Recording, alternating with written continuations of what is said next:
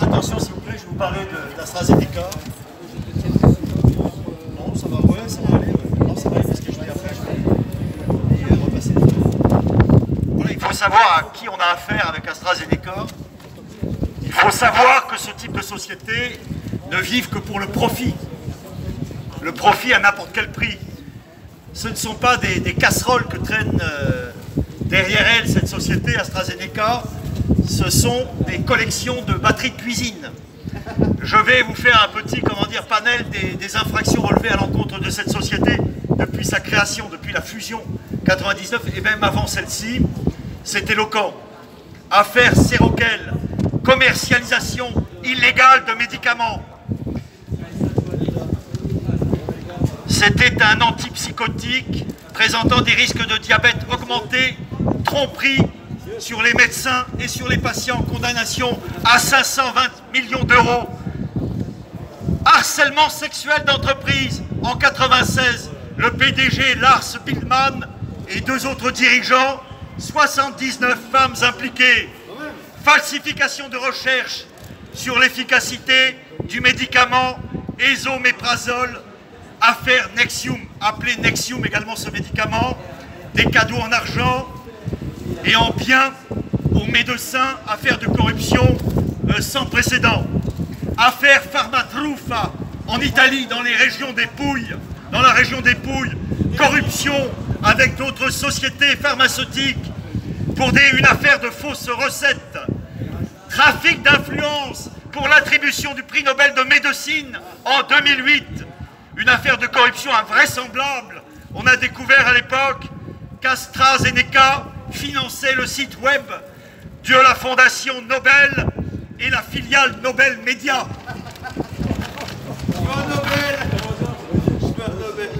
Affaire évidemment de fraude fiscale au Royaume-Uni sur des sommes astronomiques, sur des filiales qui étaient dans des zones d'imposition élevées, dont on transférait évidemment les avoirs dans une autre filiale située dans une juridiction à faible imposition.